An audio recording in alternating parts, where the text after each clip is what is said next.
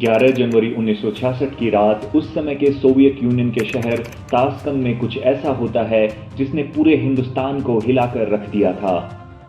भारतीय जनमानस में बेहद लोकप्रिय प्रधानमंत्री लाल बहादुर शास्त्री की अचानक से डेथ हो जाती है, और वो भी उस समय जब वो पाकिस्तान के साथ हाल ही में खत्म हुए युद्ध के बाद शांति समझौते के लिए एक तीसरे देश के सरकारी मेहमान बनकर गए हुए थे।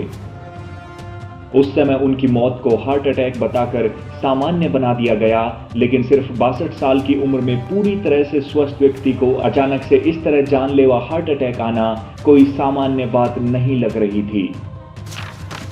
इस हाई प्रोफाइल केस से जुड़ी हुई ऐसी बहुत सी बातें हैं जो कहीं ना कहीं एक गहरी साजिश की तरफ इशारा करती हैं, और अब कुछ ऐसी जानकारियां निकलकर सामने आई हैं जिनसे तस्वीर काफी हद तक साफ हो चुकी है और यह रहस्य बहुत सुलझ चुका है। तो आखिर क्या है शास्त्री जी की मौत का रहस्य और हकीकत किस तरफ इशारा करती है? आइए करते हैं खुलासा इन सब बातों का इस वीडियो में। 1960 का दशक आजाद भारत के लिए बड़ी चुनौतियों से भरा हुआ था। पहले 1962 में चीन ने धोखे से वार किया, और फिर 1965 में पाकिस्तान के मिलिट्री रूलर अयूब खान ने दोस्ती की आड़ में पीठ में छुरा भोंक दिया। लेकिन 65 में शास्त्री जी देश के पीएम थे, जिनके मजबूत नेतृत्व में भारतीय सेना ने पाकिस्तान को घुटनों पर ला दिया और जल्दी ही पाकिस्तान समझौते की भीख मांगने लगा। आखिर काफी प्रयासों के बाद हिंदुस्तान समझौते के लिए राजी हुआ, और समझौते की जगह के लिए चुना गया सोवियत यूनियन का ताशकंद शहर, और तारीख 10 जनवरी 1966। ताशकंद शहर में 10 जनवरी की शाम तक पीस एग्रीमेंट पर साइन करने के बाद तक सब कुछ बिल्कुल सामान्य था। रात 10:30 बजे तक शास्त्री जी डिनर करने के बाद अपने होटल में सोने के लिए चले गए थे। उनके होटल के कमरे में रात 11 बजे उन्हें एक गिलास दूध दिया गया, लेकिन दूध देने आने वाले को देखकर शास्त्री जी को थोड़ा अचंभा जरूर हुआ। वो उनका जाना पहचाना कुक नहीं, बल्कि एक नया रशियन रसोइया था जिसे इससे पहले एलबीएस ने कभी नहीं देखा था। लेकिन उन्होंने इस बात पर ज्यादा ध्यान नहीं दिया और दूध पीकर सो गए। रात लगभग 1:30 बजे उन्हें अचानक से खांसी आने लगी और उनका दम घुटने लगा।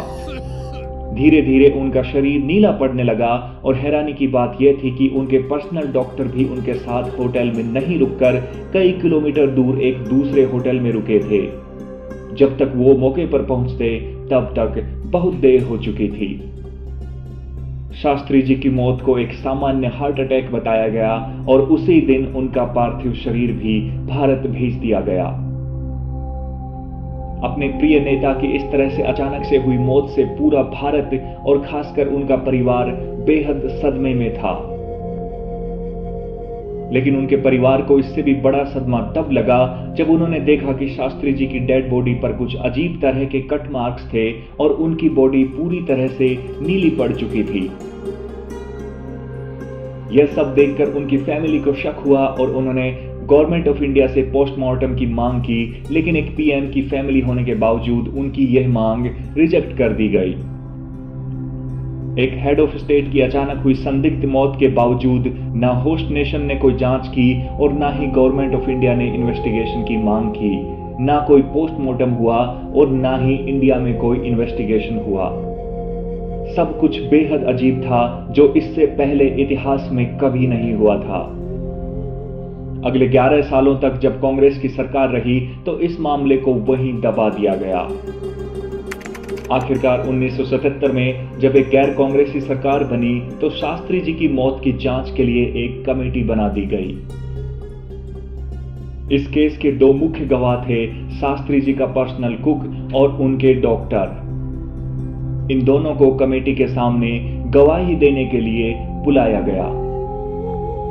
लेकिन गवाही से ठीक पहले उनके डॉक्टर की कार को एक ट्रक ने टक्कर मार दी, जिसमें उनकी मौत हो गई।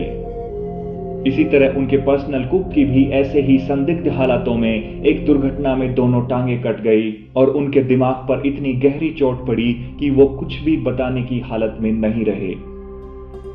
नतीजा हुआ, इस कमेटी की जांच में भी कुछ नहीं निकल सका। इन सब घटनाओं से एक बात तो साफ है कि शास्त्री जी की मौत सामान्य नहीं थी, बल्कि इसके पीछे कोई गहरी साजिश नजर आती है। उनकी फैमिली हमेशा से यही कहती आई है कि उन्हें जहर देकर मारा गया था। अगर ये बात सच थी तो आखिर इसमें हाथ किसका हो सकता है? इसमें मोटे तौर पर 4 पार्टियां उभरकर सामने आती हैं। इनमें सबसे पहला नाम आता है पाकिस्तान का।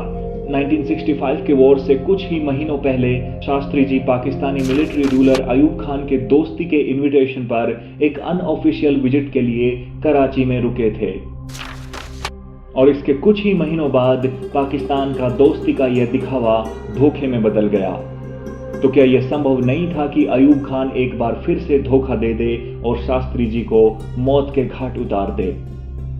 लेकिन जिस तरह से पाकिस्तान की औकात थी और जिस तरह से युद्ध में भारतीय सेना ने उनकी पिटाई की थी, उसे देखकर यह सोचना बहुत मुश्किल था कि इतना बड़ा काम पाकिस्तान के बस की बात है।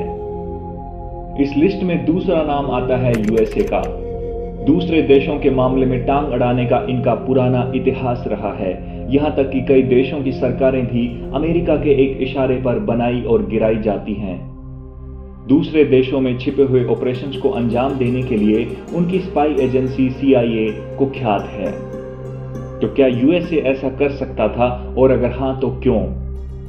1962 के युद्ध के बाद से भारत को अंदाजा हो गया था कि देश की सुरक्षा के लिए न्यूक्लियर पावर होना बेहद जरूरी है, और इसके बाद इंडिया ने एटम बम बनाने के लिए प्रयास शुरू कर दिए थे।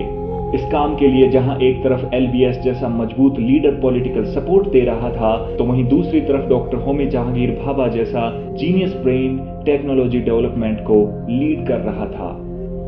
यूएसए और पाकिस्तान की नजदीकियां उस समय सबको पता थी, और ये दोनों ही नहीं चाहते थे कि भारत न्यूक्लियर टेक्नोलॉजी हासिल करने में कामयाब हो। अब LBS को झुकाना संभव नहीं था, इसलिए उन्हें रास्ते से हटा दिया जाना एक आसान ऑप्शन था। यह शक और भी गहरा इस बात से हो जाता है कि शास्त्री जी की मौत के सिर्फ 13 दिनों बाद ही 24 जनवरी 1966 को एक प्लेन क्रैश में डॉक्टर भाभा की भी संदिग्ध परिस्थितियों में मौत हो गई। यहां पर गौर करने वाली बात यह भी है कि अपनी मौत से कुछ महीनों पहले ही अक्टूबर 1965 में डॉक्टर भाभा ने ऑल इंडिया रेडियो पर यह कहकर तहलका मचा दिया था कि अगर सरकार अनुमति दे तो भारत 18 महीनों के भीतर परमाणु बम हासिल कर सकता है। इन घटनाओं के कई सालों बाद 2008 में CIA के एक टॉप रिटायर्ड ऑफिसर ने एक इंटरव्यू में कहा कि भाभा और LBS दोनों को अमेरिका ने मरवा दिया क्योंकि वो परमाणु बम बनाने वाले थे और साथ ही साथ रशिया के नजदीक होते जा रहे थे। यानी यूएसए पर शक करने के पूरे कारण मौजूद हैं। इस पूरी मिस्ट्री में एक और नाम सामने आता है, और वो है USSR यानी सोवियत यूनियन की गवर्नमेंट का। उस दौर में भारत एक गरीब और युद्धों से टूटा हुआ कमजोर देश था, जिसे अंतर्राष्ट्रीय स्तर पर सहारे की सख्त जरूरत थी। सहारे का यह कंधा सोवियत यूनियन ने प्रोवाइड तो करवा दिया, लेकिन यह बात भी सही है कि दुनिया में कुछ भी मुफ्त नहीं मिलता है। सोवियत यूनियन अपने सपोर्ट के बदले चाहता था कि भारत पूरी तरह से उसके इन्फ्लुएंस में बना रहे और जो वो कहे वही करता रहे। वहीं दूसरी तरफ LBS एक इंडिपेंडेंट सोच वाले लीडर थे जो आसानी से किसी के आगे झुकते नहीं थे। इसलिए जब तक वो भारत के प्रधानमंत्री थे, रूस की यह इच्छा पूरी होना मुश्किल थी। तो इस वजह से यह हो सकता है कि USSR LBS को हटाकर अपनी पसंद का कोई लीडर देश का PM बनते हुए देखना चाहता हो। अब ताशकंद का यह शांति समझौता USSR यानी सोवियत यूनियन में हो रहा था, तो LBS को रास्ते से हटाना उनके लिए बेहद आसान था।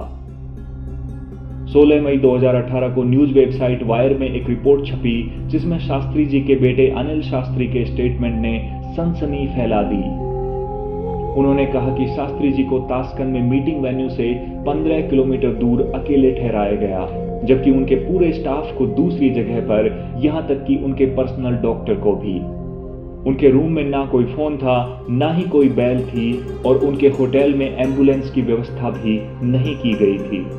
यानी अगर कोई इमरजेंसी सिचुएशन होती है तो डॉक्टर को आने में ही कम से कम आधा घंटा लग जाने वाला था। इतने खास वीआईपी गेस्ट के लिए इतने अनयूजुअल अरेंजमेंट्स करना होस्ट नेशन की परमिशन के बिना संभव ही नहीं है, क्योंकि एलबीएस उस समय ऑफिशियली सोवियत यूनियन के मेहमान थे, इसलिए कहीं ना कहीं यूएसएसआर पर भी उंगली उठना स्वाभाविक है। इस केस में चौथा इंपॉर्टेंट एंगल इंडिया के उस टाइम के पॉलिटिकल सिस्टम पर भी उंगली उठाता है। क्या यह संभव है कि भारत के अंदर उनके राजनीतिक विरोधियों ने एक साजिश के तहत उन्हें सत्ता से हटाने के लिए यह सब षड्यंत्र रचा हो? इस बात पर शक इस बात से गहरा जाता है कि एलबीएस, जो हमारे हेड ऑफ स्टेट थे, एक फ्रेंडली कंट्री में जाते हैं और वहां पर उनकी मिस्टीरियस डेथ हो जाती है, और इसके बावजूद ना तो इंडियन गवर्नमेंट जांच की मांग करती है और ना ही सोवियत यूनियन की सरकार से कोई सवाल पूछे जाते हैं। और तो और उनकी बॉडी इंडिया आने के बाद गवर्नमेंट ने सब प्रयास किए कि जनता से छिपाकर जल्दी से जल्दी उनका अंतिम संस्कार किया जा सके। हो सकता है कि उनकी मौत सामान्य हार्ट अटैक से आई हो, लेकिन सवाल यह है कि जब कुछ छिपाने की कोई बात ही नहीं है तो गवर्नमेंट एक ट्रांसपेरेंट इन्वेस्टिगेशन क्यों नहीं करवाती है ताकि सच सामने आ सके। जब भी आरटीआई एक्ट के तहत इस मामले में और इंफॉर्मेशन मांगी गई है तो इंडियन गवर्नमेंट ने यह कहकर उसे देने से मना कर दिया, इससे भारत के विदेशी पार्टनर देशों के साथ रिश्ते खराब हो सकते हैं। यह बात और है कि इस तरह के स्टेटमेंट से मामला सुलझने की बजाय और भी उलझता ही चला जाता है।